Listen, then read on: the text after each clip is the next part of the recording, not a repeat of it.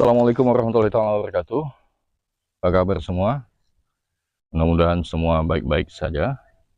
Selamat datang kembali di catatan segalang tanah. Kali ini di episode ke-8.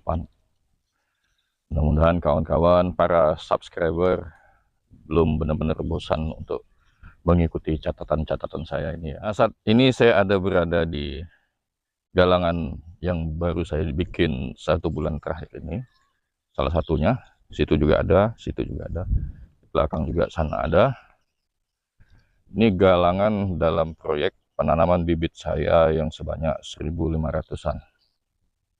Yang saya tanam tentu saja masih bibit tomat, karena saya masih mau belajar dan terus belajar bagaimana menanam tomat yang baik sampai hasil yang saya tanam itu tomatnya benar-benar hampir tanpa celah. Karena saat ini pada tanaman-tanaman tomat yang perdana saya tanam itu banyak masalah. Ya, saya sebagai pemula wajar ya menemui banyak kendala dan masalah.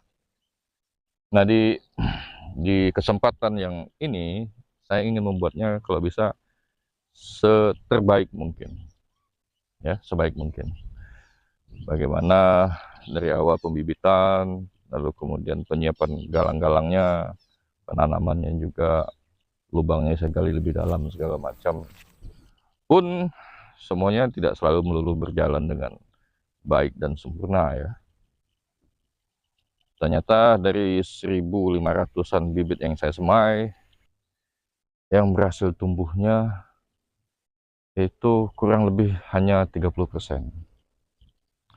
Saya tidak tahu masalahnya apakah di media tanah yang saya gunakan ketika menyemai membibit, apakah campurannya kurang, atau karena jenis bibit tomat ini, saya tidak perlu menyebutkan merek ya, ini udah jenis bibit tomat yang ketinggalan zaman lah. Kalau yang saya lihat di evaluasi kawan-kawan penanam tomat di channel-channel YouTube lainnya. Jadi bibit tomat punya saya ini rada-rada udah ketinggalan zaman. Karena bahkan alasan kenapa saya menanam bibit tomat ini kemarin pun karena pada bulan ini Agustus itu bibit tomat itu kadaluarsa. Makanya cepat-cepat kita tanam. Nah, makanya cepat-cepat kita semai, kemudian kita tanam. Hasilnya ternyata yaitu yang tumbuh hanya sekitar 30%. Pun masalah yang lain yang bisa jadi menjadi penyebab bibit ini gagal secara sedikit banyak tadi ya. Salah satunya adalah lamanya proses pemindah tanaman. Sudah hampir 1 bulan, baru saya tanam kurang dari separuhnya, baru 100-an ya. Pun ini pun tidak menjadi sesuatu yang maksimal ya. Hari ini saya akan kembali menanam, menunggu agak sore, matahari tidak terlalu terik.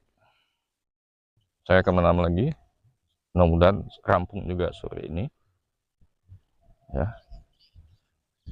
Jadi apa yang bisa saya simpulkan dari dalam tanda kutip kegagalan saya dalam menyemai bibit tomat ini, satu hal sajalah, tidak usah banyak-banyak. Saya awal menanam tomat itu, tanaman pertama saya itu sekitar 150-an. Kemudian gagal, berkurang separuhnya, dan sekarang yang hidup itu cuma 70-80 rumpun. Nah, kemarin ketika saya dalam tanda kutip memaksakan diri untuk menyemai 1.500 bibit, artinya 100% lebih ya, 1000% ya dari yang saya tanam kemarin, dan ternyata yang tumbuh hanya 30%, hanya sekitar 300-400-an. Hikmah yang bisa saya ambil hanyalah bahwa mungkin yang di atas sebelah mana ya, Yang Maha Kuasa berpikir mungkin saya belum siap untuk menanam sekitar seribuan tanaman tomat. Dari 70 mendadak harus menanam seribuan. Takutnya kamu nggak kuat untuk mengelola tanaman sebanyak itu. Pun terbukti ketika saya dalam proses mempersiapkan media tanam untuk 1000 bibit ini, seperti saya yang sampaikan di episode sebelumnya, episode ke-7, bahwa saya memprioritaskan urusan ini karena waktu yang sudah semakin mepet, tanaman bibitnya sudah semakin tumbuh tinggi.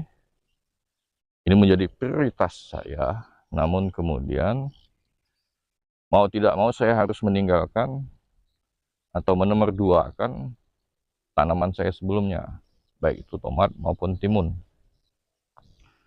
Sehingga kemudian ketika saya memprioritaskan satu hal, menimbulkan banyak masalah beserta konsekuensi-konsekuensi yang harus saya dapatkan, alami dari masalah-masalah yang saya tinggalkan. Salah satunya adalah tanaman tomat saya yang saya tanam saat ini yang sudah berbuah, sudah beberapa kali panen. Itu saking lebat buahnya, itu mengalami patah cabang. Banyak cabang-cabang di pohon-pohon tomat milik saya itu patah. Karena saking banyaknya buah, saking beratnya. Itu ada 7-8 batang. Sangat sayang sekali, harus saya potong, terus saya buang beserta buah-buahnya yang belum sama sekali masak dan siap dipanen.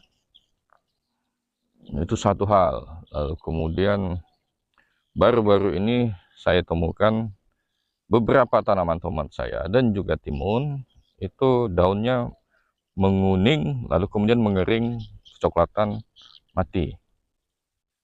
Nah, sampai saat ini saya tidak punya waktu untuk memikirkan apa yang terjadi sebenarnya. Hanya saja analisa-analisa dangkal saya.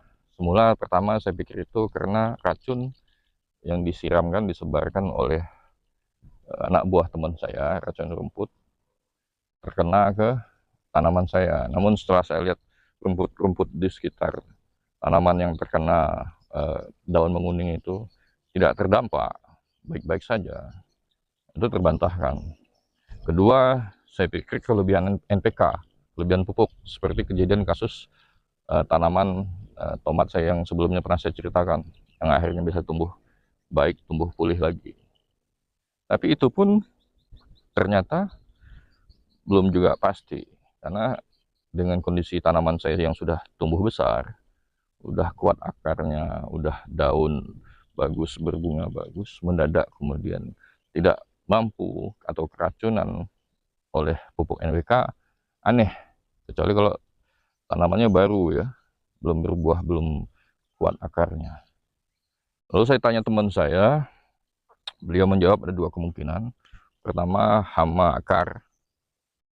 Kedua, dan dia lebih meyakini ini penyakit yang paling tidak disukai dan menjadi momok bagi para petani. Apa itu? Penyakit layu fusarium, yang hampir tidak ditemukan obat pamungkasnya. Tidak ada jawaban pastinya kecuali kita harus mencabut pohon yang terkena penyakit tersebut. Saat ini itu belum saya lakukan, saya masih sayang karena buah-buah yang ada di pohon-pohon itu. Tapi kemungkinan katanya bisa menyebar, mudah-mudahan tidak ya. Mari kita berprasangka baik, mudah-mudahan ini bukan layu fusarium dan tanaman-tanaman saya bisa kembali pulih seperti tanaman saya kemarin yang menjadi contoh yang baik untuk saya. Ya. Jadi ketika semua masalah itu terjadi berurutan, sementara tekanan yang ada saat ini dalam mengelola lahan baru, tanaman baru itu mewajibkan kita untuk terus maju, saya mendapat kesimpulan atau hikmah tadi bahwa ya mungkin saya belum diberi kesanggupan untuk mengelola lebih dari yang ada saat ini, 300-400 tanaman bibit tomat baru. Kalau dikasih 1.500 kemarin, mungkin saya sudah super duper kewalahan. Apalagi lahannya saat ini masih terbatas ya. Untuk menggali, membuat galangan tanah sebanyak 12 saja saya perlu waktu 1 bulan. Jadi saya pikir saya harus berterima kasih dan bersyukur saja. Masih ada 300-400 tanaman tomat yang tumbuh baik. Beberapa yang sehat, beberapa yang tidak. Tapi itu biasa. Menerima kenyataan, ya mungkin saya mampunya segini. Batas kemampuan saya di sini. Ya, saya pikir ini saja, singkat mudah-mudahan. Selanjutnya saya harus mengejar waktu untuk menanam lagi bibit-bibit. Ya. Terima kasih yang sudah menonton, terima kasih yang sudah subscribe. Yang belum, mohon subscribe. Yang sudah subscribe, tolong like dan komentarnya, karena itu akan membantu traffic kita ya, sebagai YouTuber, konten kreator. Para konten kreator, saya pikir paham dan tahu kita membutuhkan hal ini.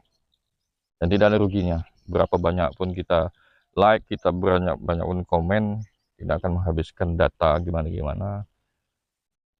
Tidak ada ruginya. Ya, cukup dari saya. Sampai jumpa lagi di kesempatan selanjutnya. Wabillahi taufiq wal hidayah. Assalamualaikum warahmatullahi taala wabarakatuh.